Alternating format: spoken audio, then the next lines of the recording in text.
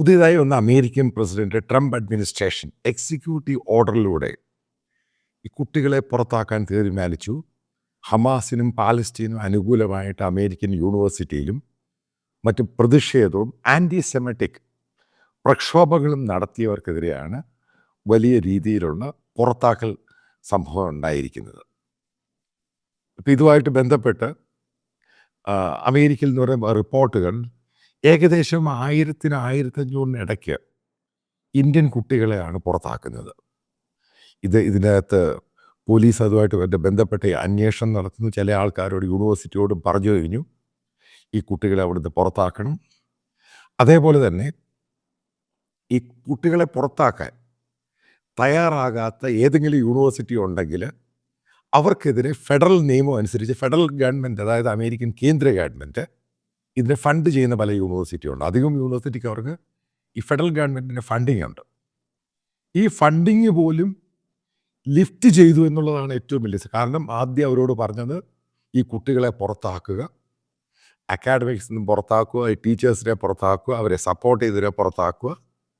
ആരൊക്കെയാണ് ആ യൂണിവേഴ്സിറ്റി ക്യാമ്പസിൽ അന്ന് ഈ ഏകദേശം ഒരാഴ്ചയോളം ഈ പ്രക്ഷോഭം നടന്നു. പോലീസ് ലാത്തി ചാർജ് വലിയ ഇഷ്യൂ ഒക്കെ ആയി. പല യൂണിവേഴ്സിറ്റി ഈ ഡെമോക്രാറ്റ്സ് ഭരിക്കുന്ന സ്റ്റേറ്റുകളിലുണ്ട്. അപ്പോൾ അവരുടെയൊക്കെ സപ്പോർട്ട് കിട്ടിയിട്ടാണ് എന്നും പറഞ്ഞ് യൂണിവേഴ്സിറ്റിയിൽ പല ആൾക്കാരും ഈ കുട്ടികളെ പുറത്താക്കുന്നത്. അതേപോലെ അവിടെയുള്ള അമേരിക്കയിലുള്ള കുട്ടികൾ ഈ പ്രക്ഷോഭത്തിൽ ആൻറ്റി സെമറ്റിക് പ്രക്ഷോഭം നടത്തിയവരെ ആ കോളേജിൽ നിന്നും പറഞ്ഞുകൂടാ, യൂണിവേഴ്സിറ്റിയിൽ നിന്നും പറഞ്ഞു. അവിടുത്തെ സിറ്റിസൺ, ഇതാണ് അവിടുത്തെ നടപടിയിൽ പറയുന്നത്. അവർക്കെതിരെയും അവിടെ കോടതികൾക്ക് പോലീസ് അന്വേഷിച്ച കോടതികൾ കേസുണ്ടായിരിക്കും. ട്രംപ് അഡ്മിനിസ്ട്രേഷൻ കൃത്യമായ ഒരു മെസ്സേജ് കൊടുക്കുന്നത് അമേരിക്കയിൽ ഇനി ഒരു കാരണവശാലും ഇതേപോലെ ആൻറ്റി സെമറ്റിക്, അതേപോലെ മറ്റു പല രാജ്യങ്ങളുമായി ബന്ധപ്പെട്ട്, അതായത് അവർ ഇസ്ലാമിലോട്ട് ചേരുക, അങ്ങനെ വലിയ വലിയ പ്രക്ഷോഭമായിരുന്നു. മനസ്സിലാക്കുക, അവിടെ വാട്സപ്പിനകത്ത് ഗ്രൂപ്പിനകത്ത് മെസ്സേജ് ചെയ്തവരുടെ പോലും ഡീറ്റെയിൽ എടുത്തിട്ട് അവരെ വരെയാണ് പുറത്താക്കുന്നത്. അപ്പോൾ ഇത് ഏകദേശം 15,000-20,000 കുട്ടികളോളമാണ്, കുട്ടികളെയും ഇതിനെ സപ്പോർട്ട് ചെയ്തവരെയാണ് പുറത്ത്. ആരൊക്കെയാണ് ഇതിനെ ഫണ്ട് ചെയ്തത്, ഈ പ്രക്ഷോഭം ഇത്രമാത്രം കത്തി പടരാൻ വേണ്ടി ആരൊക്കെയാണ് സഹായിച്ച, പുറത്ത് നിന്ന് അധ്യാപകരാരൊക്കെയാണ്, മറ്റുള്ള വിഭാഗങ്ങൾ ആരൊക്കെയാണ്, അവർക്കെതിരെയും നടപടിയെടുക്കുകയാണ്. അവർ അമേരിക്കൻ സിറ്റിസൺ ആണെങ്കിൽ പോലും അവർക്കെതിരെ നടപടിയെടുക്കാനാണ് ട്രംപ് അഡ്മിനിസ്ട്രേഷൻ്റെ തീരുമാനം. എക്സിക്യൂട്ടീവ് ഓർഡറുമായിട്ട് ബന്ധപ്പെട്ട സംഭവങ്ങൾ.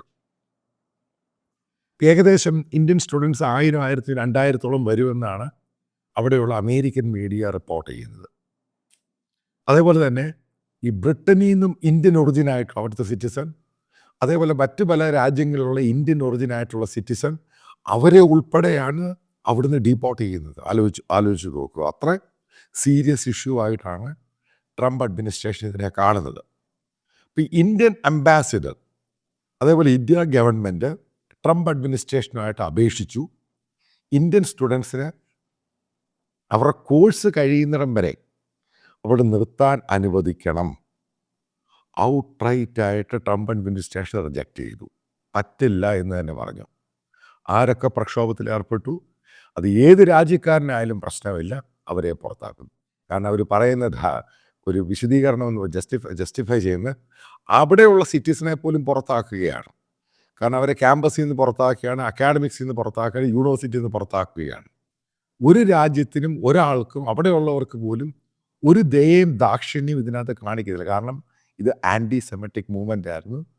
പല ഇസ്രായേലി ജൂയിഷ് കമ്മ്യൂണിറ്റിയിലുള്ള കുട്ടികളെയും സ്റ്റുഡൻസിനെയും അധ്യാപകരെയും ഇവർ ആക്രമിക്കാൻ ശ്രമിച്ചു. ഇന്നത്തെ കേസും വരും. ഇപ്പോൾ ഇന്ത്യ അഡ്മിനിസ്ട്രേഷൻ പറയുന്നത് അവിടെ കോഴ്സ് കഴിഞ്ഞിട്ട് 2-3 വർഷം ഗ്രീൻ കാർഡിൽ ജോലി ചെയ്യാൻ പറ്റും. അവിടെ കമ്പനികളിൽ ജോലി കിട്ടുകയാണെങ്കിൽ ആ കമ്പനികളോടും പറഞ്ഞവരെ പുറത്താക്കാൻ. അപ്പോൾ അത് മറ്റു എല്ലാ രാജ്യക്കാർക്കും അതങ്ങനെ ഒരു ഫ്ലെക്സിബിലിറ്റി ഉണ്ട്. അവിടെ കോഴ്സ് കഴിഞ്ഞ ശേഷം അവിടെ ജോലി ചെയ്യാൻ അവരെ അങ്ങ് പുറത്താക്കും. മനസ്സിലാക്കുക, ഇത് വളരെ സീരിയസ് ആയിട്ടാണ് ട്രംപ് അഡ്മിനിസ്ട്രേഷൻ എടുത്തിരിക്കുന്നത്. ഇതുമായിട്ട് ബന്ധപ്പെട്ട് ഈ ട്രംപ് അഡ്മിനിസ്ട്രേഷൻ തന്നെ UK ഗവൺമെൻറ്റിനോട് അവിടെയുള്ള ക്യാമ്പസുകളിൽ ആൻറ്റി സെമറ്റിക്കുമായിട്ട് ബന്ധപ്പെട്ട് റിക്വസ്റ്റ് ചെയ്തേക്കുവാണ്. എന്തെങ്കിലും പ്രശ്നങ്ങളുണ്ടെങ്കിൽ അവർക്കെതിരെ നടപടിയെടുക്കുക. ഇത് ഗ്ലോബലായിട്ട് നടപടിയെടുക്കുകയാണ്. കാരണം അമേരിക്കയിൽ തുടങ്ങി മറ്റേതെങ്കിലും രാജ്യത്ത് ഇൻസ്റ്റിറ്റ്യൂട്ടിലും യൂണിവേഴ്സിറ്റിയിലും യൂറോപ്പിലാണെങ്കിലും അമേരിക്കയുടെ അലയൻസ് പാർട്ട്നേഴ്സായ രാജ്യങ്ങളിലാണെങ്കിലും അവരോടും പറഞ്ഞിട്ടുണ്ട്, റിക്വസ്റ്റ് ചെയ്തിട്ടുണ്ട് ഇതിനെതിരെ നടപടിയെടുക്കണം. കാരണം ആ രാജ്യത്തിൻ്റെ നിയമങ്ങൾ തെറ്റിച്ച് ഒരു ആൻറ്റി സെമറ്റിക് മൂവ്മെൻറ്റ് ഉണ്ടാക്കാൻ ശ്രമിച്ചു. കാരണം ഇതുമായിട്ട് ബന്ധപ്പെട്ട ഓസ്ട്രേലിയൻ ഗവൺമെൻറ്റിനോടും ട്രംപ് അഡ്മിനിസ്ട്രേഷൻ ആവശ്യപ്പെട്ടിട്ടുണ്ട് ഇവരെ പുറത്താക്കണം, അവർക്കെതിരെ നടപടിയെടുക്കണം. അപ്പം 2-3 ദിവസങ്ങൾക്കുള്ളിൽ ഓസ്ട്രേലിയൻ യൂണിവേഴ്സിറ്റിയിൽ നിന്നും ഇതിൻ്റെ നടപടി വരുമെന്നുള്ള പ്രതീക്ഷയാണ് ഇപ്പോൾ പല പത്രങ്ങളും പറയുക. കാരണം ഓസ്ട്രേലിയൻ പത്രങ്ങളല്ല, അമേരിക്കൻ പത്രങ്ങളാണ് ഇത് കോട്ട് ചെയ്ത് പറയുന്നത്. ഓസ്ട്രേലിയയിലും നടപടി ഉണ്ടാകും, ന്യൂസിലാൻഡിലും നടപടി ഉണ്ടാകും, ചില യൂറോപ്യൻ രാജ്യങ്ങളിലും നടപടി ഉണ്ടാകും. ഇപ്പോൾ ഏറ്റവും ഇതിനകത്ത് നമ്മൾ കൺസേൺഡ് ഇന്ത്യക്കാരും മലയാളികളാണ്, പല ആൾക്കാരും ഉണ്ട് ഇവിടെ പഠിക്കാൻ പോയവർ. കാരണം ഇതിനകത്ത് കുറച്ച് കമ്മ്യൂണിസവും ലെഫ്റ്റിസവും കുറച്ച് സുഡാപ്പിയും ഈ സംഭവങ്ങളെല്ലാം കയറി വന്നിട്ട് തോന്നിവാസം കാണിച്ചു കഴിഞ്ഞാൽ ഈ ഗവൺമെൻറ് നടപടിയെടുത്തു. അതാണ് മനസ്സിലാക്കേണ്ടത്. ഇപ്പോൾ ഇന്ത്യ ഗവൺമെൻറ്റുമായിട്ട് ഇത്രയും ബന്ധമുണ്ടായിട്ട് പോലും മനസ്സിലാക്കും അവർക്കെതിരെ നടപടിയെടുത്തു. അതായത് ഗവൺമെൻറ് ഓഫ് ഇന്ത്യ റിക്വസ്റ്റ് ചെയ്തിട്ട് പോലും അതിനെ അവർ പൂർണ്ണമായിട്ട് തള്ളിക്കളയുകയാണ് ചെയ്തത്. നടപടി എടുക്കുമെന്ന് തന്നെയാണ് പറഞ്ഞിരിക്കുന്നത്. പല കുട്ടികളെയും ഡീറ്റെയിൻ ചെയ്യാൻ തുടങ്ങി. അതേപോലെ ഇവരെ സപ്പോർട്ട് ചെയ്ത പല അമേരിക്കയിലുള്ള പല സിറ്റിസൺസ് ഉണ്ട്. കാരണം അവിടെ സ്ഥിര താമസമായിട്ട് അറേബ്യൻ രാജ്യങ്ങളിൽ നിന്നും മറ്റും വന്നവർ, അവർക്കെതിരെ പോലും നടപടിയെടുക്കുകയാണ്.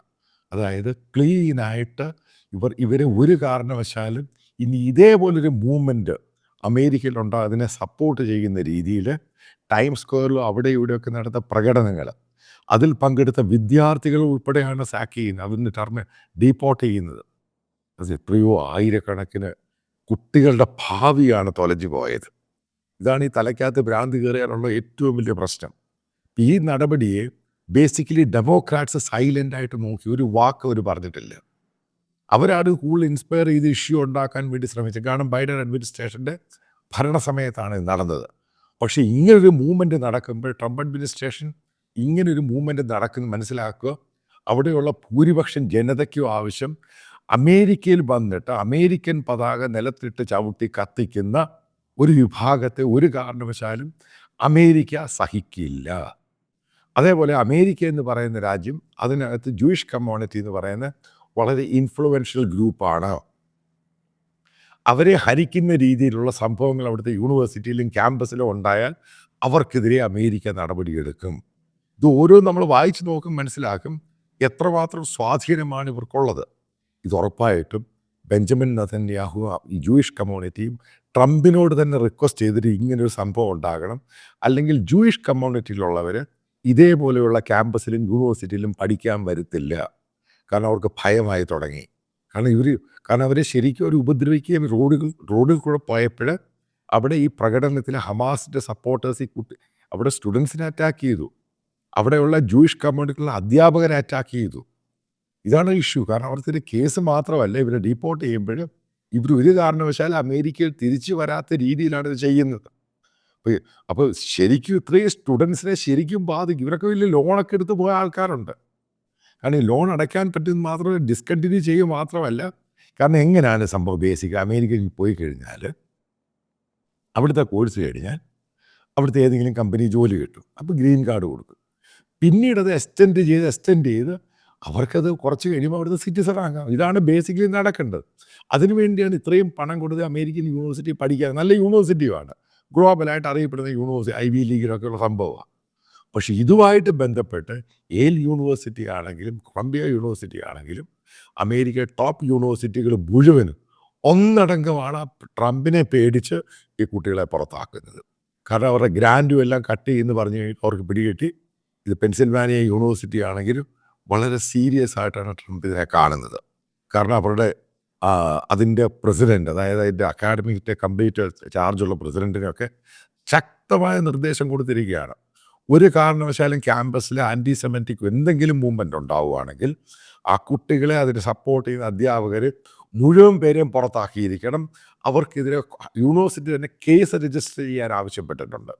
അതായത് പുതിയ അമേരിക്ക വരുന്നതിൻ്റെ ഏറ്റവും വലിയ ലക്ഷണമാണ് സെക്യുലർ ഡെമോക്രാറ്റിക് എന്നൊക്കെ പറയുന്ന സംഭവങ്ങൾക്ക് യാതൊരു സ്വാധീനവും ഇല്ലാതായി. കാരണം ട്രംപ് ഇത്രയും സംഭവം എടുക്കും. നിങ്ങൾ മനസ്സിലാക്കേണ്ട സംഭവമുണ്ട്, അമേരിക്കയിൽ ആരും തന്നെ അതിനെതിരെ ഒരു വാക്ക് മിണ്ടുന്നില്ല. എല്ലാ ജനങ്ങളും അതിനെ സപ്പോർട്ട് ചെയ്യുകയാണ്. പൊളിറ്റിക്കൽ പാർട്ടി മാത്രമല്ല അവിടുത്തെ ഓർഗനൈസേഷൻ പോലും പല NGO ആണ്. അവർ വളരെ സൈലൻ്റ്. കാരണം അവന് പിടികിട്ടി ഇന്നിത് സംഭവിച്ചു, അവരെന്തെങ്കിലും പറഞ്ഞ നാളെ അവൻ്റെ തലയ്ക്കും അവനെ അവിടുന്ന് പറഞ്ഞു വിടും. അത് ട്രംപ് കൊടുത്ത ഒരു മെസ്സേജുണ്ട്. ആ മെസ്സേജ് ലോകത്തിന് മുഴുവനും കയറി ചെന്നു. അതുകൊണ്ടാണ് ഓസ്ട്രേലിയയും ന്യൂസിലാൻഡും മറ്റ് യൂറോപ്യൻ രാജ്യങ്ങളും അന്ന് നടന്ന പോലെ ക്യാമ്പസിൽ നടന്ന പ്രശ്നങ്ങൾ മറ്റ് ക്യാമ്പസിലുണ്ടായിട്ടുണ്ടെങ്കിൽ അവർക്കെതിരെ നടപടിയെടുക്കാൻ വേണ്ടി ഈ യൂണിവേഴ്സിറ്റിയും രാജ്യങ്ങളും തയ്യാറാകുന്നു. അതൊരു നല്ല മെസ്സേജ് തന്നെയാണ്.